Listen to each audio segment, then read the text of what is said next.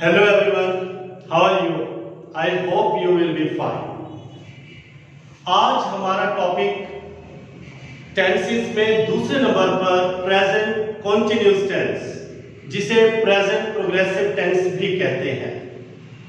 इस टेंस में हम उस सेक्शन के बारे में बात करते हैं जो एक्शन बात करते वक्त यानी फेल हाल में जारी हो, इन कंटिन्यू हो। जिस वक्त हम उस सेक्शन के बारे में बात कर रहे हो वो उस वक्त चल रहा हो, या उस जमाने में जिस वक्त उसके बारे में बात हो रही है उस जमाने में वो एक्शन इन कंटिन्यू हो, ऑन गोइंग हो।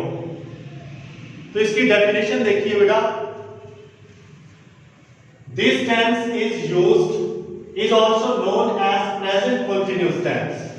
इसे हम प्रेजेंट कॉन्टिन्यूअस टेंस भी कहते हैं, प्रेजेंट प्रोग्रेसिव भी कहते हैं, दोनों का सेम मीनिंग है। We use this tense to talk about actions that are in progress at the time of speaking।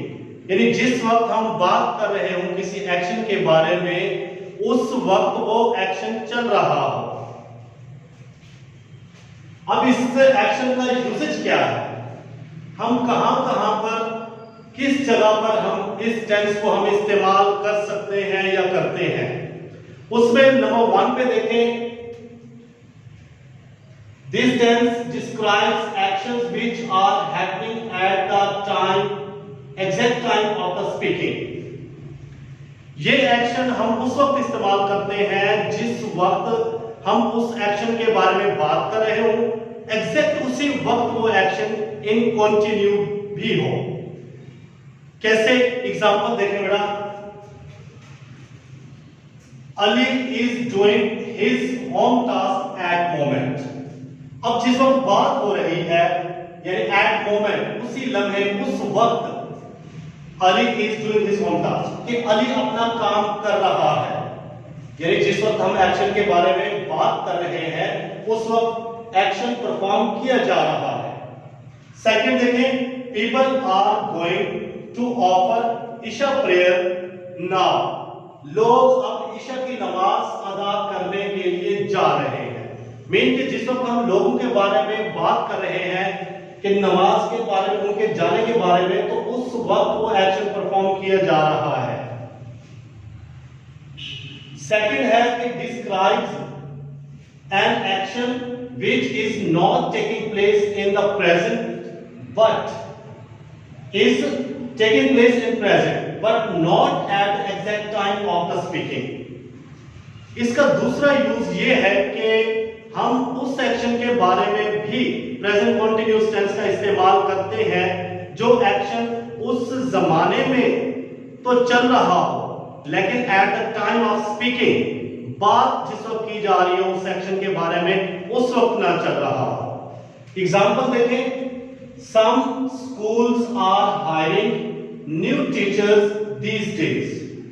कि कुछ स्कूल इन दिनों में, अब देखिए उस वक्त नहीं, जिस वक्त उस एक्शन के बारे में बात हो रही है उस वक्त नहीं, उन दिनों में वो एक्शन चल रहा है कि आर हायरिंग की जा रही है these days, इन दिनों में।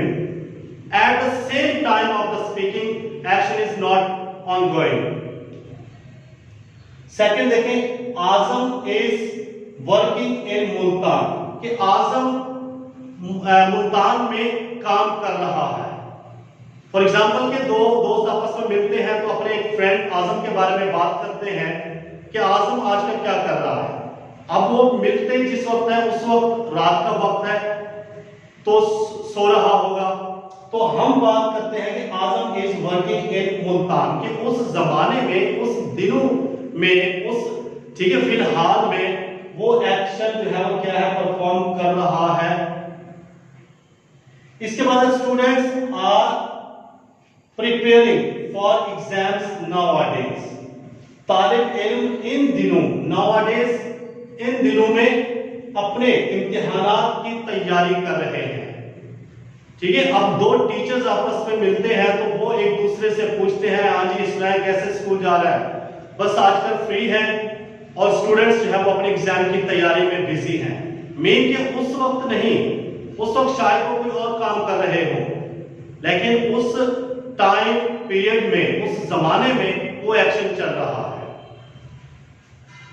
नंबर थर्ड यूज है प्रेजेंट प्रोग्रेसिव का, कि डिस्क्राइब्स एन एक्शन और इवेंट प्लान्ड इन फ्यूचर, यानी उस एक्शन के बारे में भी जो एक्शन हमने प्लान किया हुआ है इन फ्यूचर करने का, ठीक है, या कोई इवेंट हो सकता है या कोई भी ऐसा काम जो हमने इन फ्यूचर करना है, उसके लिए भी हम प्रेजेंट प्रोग्रेसिव को हम यूज करते हैं। एग्जांपल देखें, I am going for shopping with my friends tonight. सुबह दोस्त मिलते हैं, आज शाम को आप क्या कर रहे हैं? तो दूसरा दोस्त क्या कहता है, I am going for shopping with my friends tonight, कि आज रात मैं अपने दोस्तों के साथ जो है शॉपिंग के लिए जा रहा। मीन के सुबह मिले हैं और जाना इन फ्यूचर रात को है, तो उसके लिए भी हम प्रेजेंट कंटीन्यूअस टेंस का इस्तेमाल कर रहे हैं। सेकंड देखिए इसका, our cricket team is travelling to India next week. हमारी क्रिकेट टीम अगले हफ्ते इंडिया के टूर पर या ट्रैवलिंग कर रही है इंडिया की तरफ, यानी उनका जो ट्रैवलिंग है उनकी वो नेक्स्ट वीक पे है, यानी इन फ्यूचर उन्होंने जब वो परफॉर्म करना है वर्क, यानी ट्रैवलिंग करनी है, लेकिन हम जो है प्रेजेंट प्रोग्रेसिव में हम इसका इस्तेमाल कर रहे हैं। लास्ट इसका यूज है to describe a temporary situation. जो टेम्परेरी सिचुएशन हो, आरसी सिचुएशन हो, उसके लिए भी हम जो है प्रेजेंट प्रोग्रेसिव का इस्तेमाल करते हैं। एग्जांपल देखें, Ayesha is currently improving her English. Currently में मौजूदा इस वक्त वो अपनी इंग्लिश इंप्रूव कर रही है, ठीक है, मोमेंटरी एक्शन है या टेम्परेरी। इसके बाद है I am temporary living with my parents. मैं आरसी तौर पर कुछ अरसे के लिए आरसी तौर पर मैं अपने वालिदैन के साथ रह रहा हूं। यह है बेटा यूजेज प्रेजेंट कंटीन्यूअस टेंस का, ठीक है। अब इसके स्ट्रक्चर की तरफ आएंगे, सेंटेंस स्ट्रक्चर हम कैसे बनाएंगे।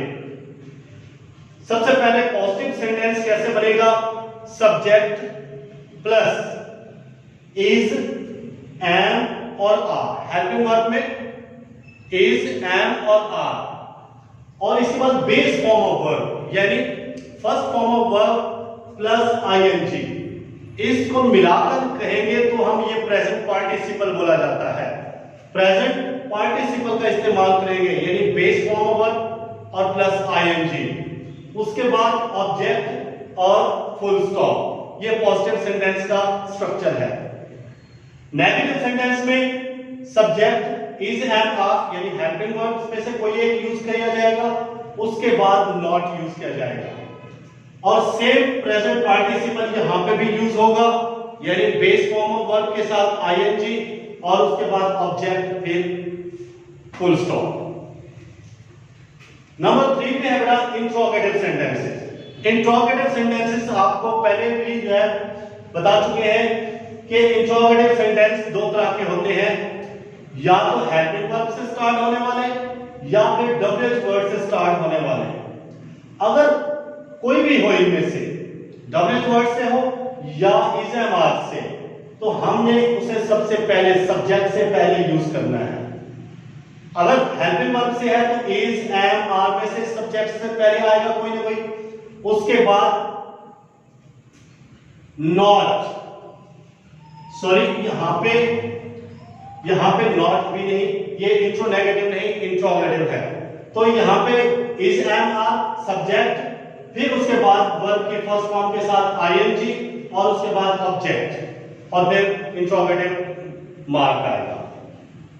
इसके बाद अगर इंट्रो नेगेटिव सेंटेंस हो यानी जिसमें इंटरोगेशन और नेगेशन दोनों एक साथ हो, तो उसके लिए अगर डब्ल्यूएच वर्ड है तो डब्ल्यूएच वर्ड पहले यूज किया जाएगा, फिर हेल्पिंग वर्ब यानी इज, एम, आर में से कोई एक, उसके बाद सब्जेक्ट, फिर नॉट यूज किया जाएगा, ठीक है। इसके बाद बेस फॉर्म ऑफ वर्ब और आईएनजी यानी प्रेजेंट पार्टिसिपल यूज करना है, और इसके बाद फिर ऑब्जेक्ट और फिर इंट्रोगेशन मार्क।